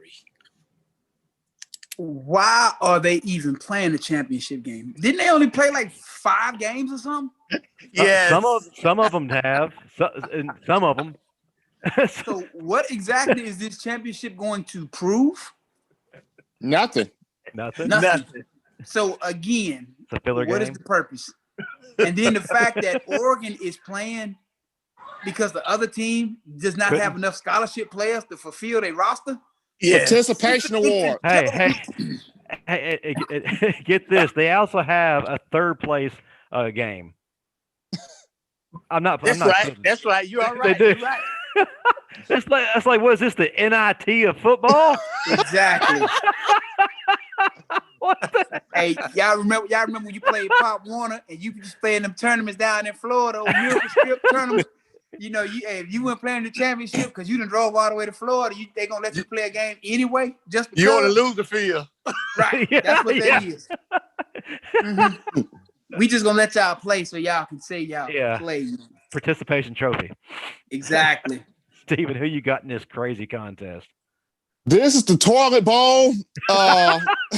Oregon. Oh, okay. The game we've been talking about, Ohio State versus Northwestern. Kaylee. I mean, I'm like Langham. You know, Dabo didn't talk this one up for him. So, I mean, I would love for Northwestern to win, but, I mean, Ohio State at least by 20. Ooh. I don't think Northwestern has enough horses to play with Ohio State any day of the week. So definitely you got to go with Ohio State. Stephen? Toilet bowl number 2, Buckeyes. Oh, well, let's move to the big boy bowl. Number 1, Alabama versus number 11, Florida. Bama by 21. Whoa. Woo-wee. Who's your player of the game? Mac Jones. And does that get him the Heisman? It does. Okay, I like it. Marvin? I'm going 42-13. And player of the game? Devontae. Oh, okay. He's going to catch at least 3 touchdowns. Stephen, you have the tiebreaker here, but give us your prediction of the game first. 45-10, Bama. Hey, man, I'll be trying to get close to my score, man. Hey, Hey, I'm a decrease. I'm gonna increase his numbers by 3 and increase by 3. You just heard me say 42-13, and then you come back and talk about 45-10 in my mind the whole time. I'm gonna add 3 to Alabama score, and I'm gonna take 3 from Florida. I'm 45-10. You just heard me say 42-13. Ah, man. You paying homage to Tonio with them threes, huh? You had to take 3 off Yes. here, 3 off there. I know. Out of 4. Oh wow. Player of the game, Steven. Malachi Moore, pick 6, 2 of them. All right.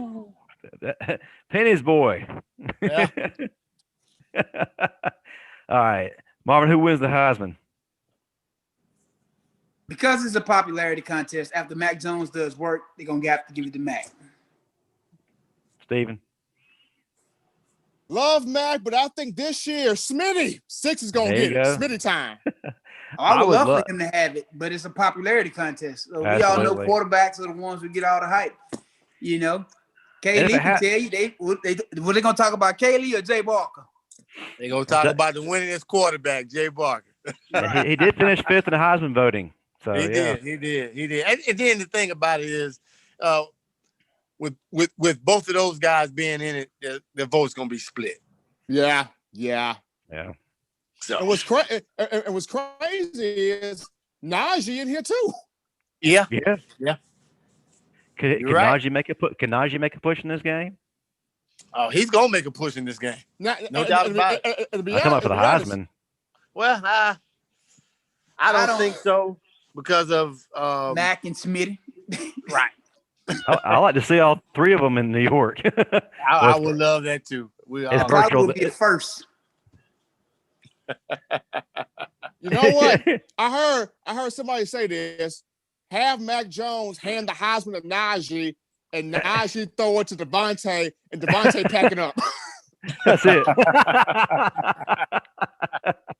Well, if it stays true to the popularity contest that it is, I love the idea of Mac Jones being the first Alabama quarterback to ever win the award. But I got to go with Devontae. If this is truly the best athlete in the college football, it goes to Devontae hands down. Yeah. I agree with you. It's a popularity contest, so yeah, we know. Yeah, like he said, most of the time it's popularity contest because all the years that I've played ball and I've watched it, I mean, no one can tell me the year that Rocket Ismail came out, he shouldn't have won it. He didn't win it. And he was the best thing I've seen in a long time. Punch, kickoff, screen, right. you name it. So he did everything, but hey, you know how that goes. I'm going to say this, though. I appreciate y'all dealing with me in these Last Supper photos.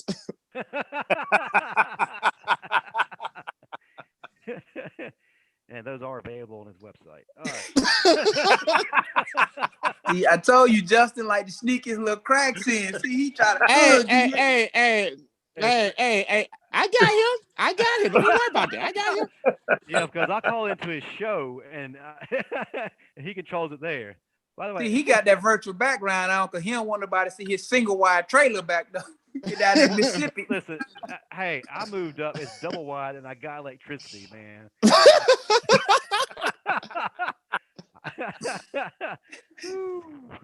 Oh man! All right. Before we go, just a couple of things. First, like we always like to do, Marvin, if you would promote your book and please tell us what's going on and all the success it's having.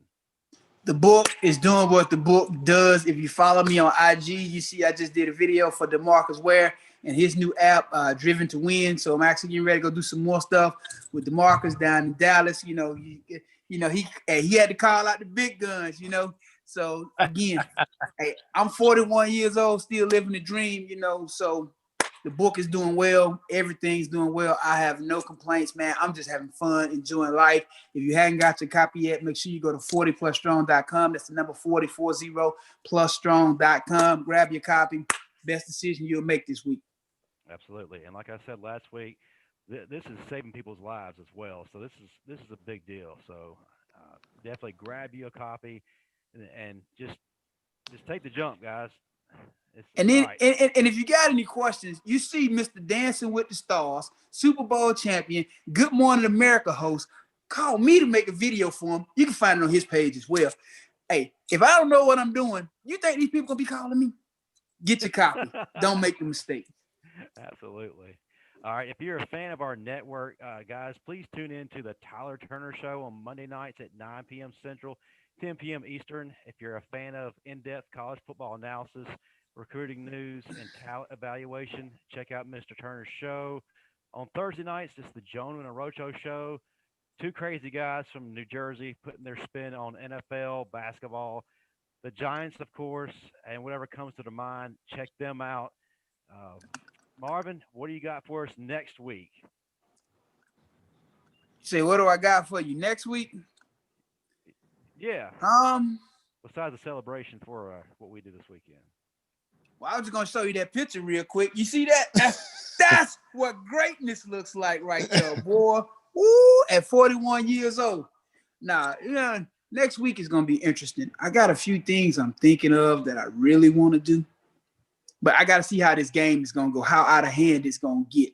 That's going to determine who I call. I got you. All right, before we go, Kaylee, can you give us some closing remarks about yourself? What's up next for you? If you're on social media, how we find you? No, I'm not on social media. Hey, I'm one of them guys. I'm laid back. Hey, I just sit back and take care of my family, watch these kids grow, man. Hey, I'm here in Birmingham. Hey, sales rep for Gulf Distributing. So hey, I just do my thing. Hey, I got a birthday coming up, Marvin. I'm about to be the big 5-0, baby. You know what I'm saying? Hey, that's a good thing. So I got you covered. Man, but you know what though? Like I always ask my uncles when I go home, digital or analog? You fall on the analog.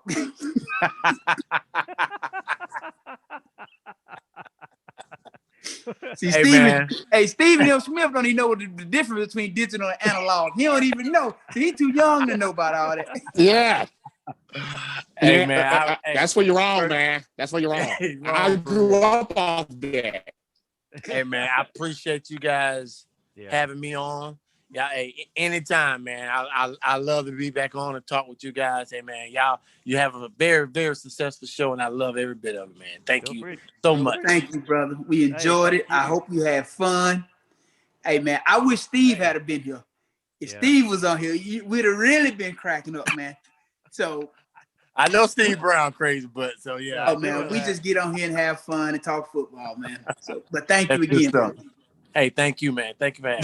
Hey, feel free to jump back on next week for a celebration show, man. Love to have you back. Will do. I appreciate it. No problem. Steve M. Smith, what's next for you? Please promote your show, how we can find you, all that good stuff. Oh, yeah. So tomorrow we're going to have the all-day signing day show. So National Signing Day, me and my man Justin, we're going to be going this live from Tuscaloosa from 7 a.m. Whole signing day show. Call in, get your thoughts out there on the signing day show. Hey, Steve. So, in my own words, Steven, I'm about to ask you, are you over there developing old school Polaroids or something? You over the dark, like you in an old dark room or something, man. I ain't developing no Polaroids now. Nah, man. Nah, bro. I'm getting all we seen was a silhouette. Your screen was almost completely black. Yeah, well, he was autographing the Last Supper photos he sent to each of us.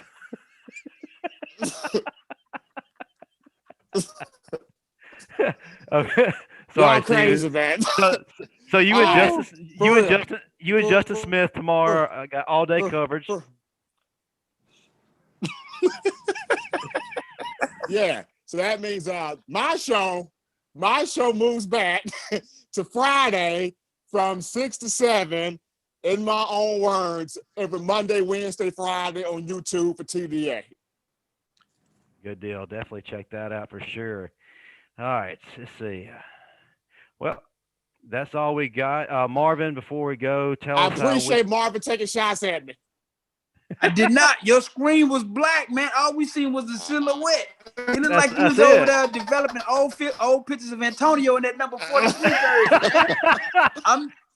And it sounded like an old McDonald's drive-through too was going in. He's like, "I get that, your order." You sound like that lady on that commercial with that hole in her throat. I smoked for 43 years. That's what you sounded like.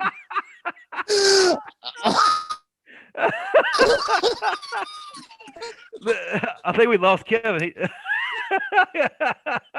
Oh. Woo! Man, y'all crazy. Well, on that note, I will send us off. Thanks again, guys. Thank you, Kevin Lee. Thank you, Marvin. Thank you, Stephen M. Smith, and your Last Supper photo. Great time. Looking forward to the game again. Roll Tide.